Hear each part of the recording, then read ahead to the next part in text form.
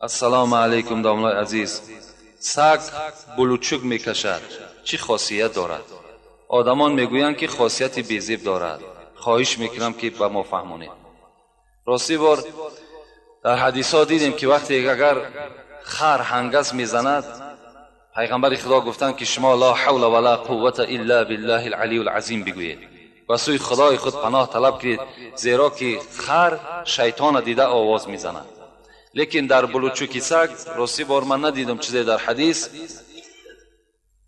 و فکر میکنم که خاصیت بیزیب داشتن شما همین قدر بفهمین که خداوند در قرآن میگوید و ما اصاب من مصیبت الا باذن الله.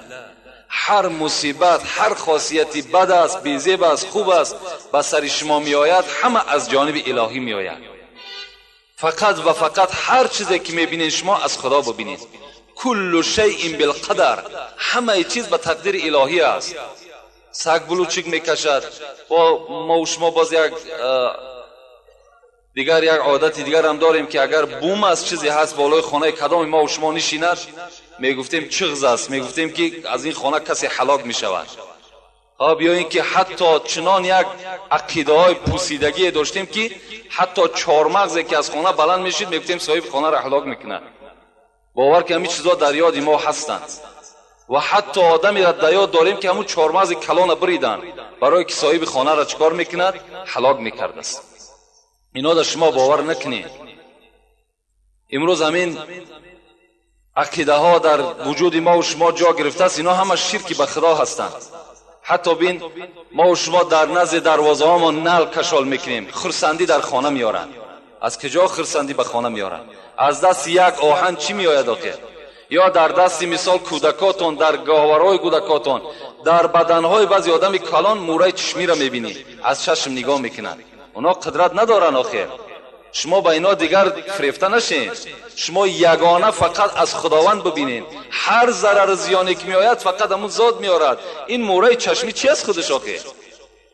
با بعضی ملا شرم را کردم را چی آیتی میخواند میتد که برده در خانت کشال کن، البته از چشم شما را نگاه میدارد.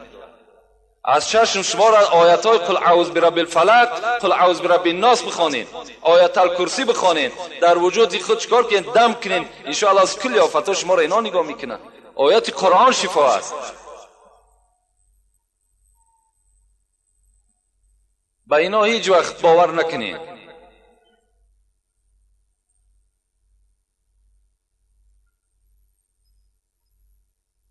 در خانه یک برادر رفتیم، یک خاری کلان بود. یک خاری کلانی هست که همتا دروازه همون بری بالا در کشال کردگی این خرسندی میارد برای خانه. وقتی که خرسندی که بیارد، شما سوره اخلاص، سوره فاتحه میخونین، ایاک نعبد و ایاک نستعین. پس شما ای چی هستین؟ ای پروردگارا، فقط من تو را بندگی میکنم و فقط از تو مدد طلب میکنم. مادام این آیت شما میخونین، پس وقتی که ناله، خاره، موره چشمی است، اینا را وقتی شما برای مثال حمایه خودتون استفاده میکنین، در کجا دیگر بندگی میشود؟ با اینا دیگر فریفته نشین، با اینا داده نشین. اینا از اسلام نیستند.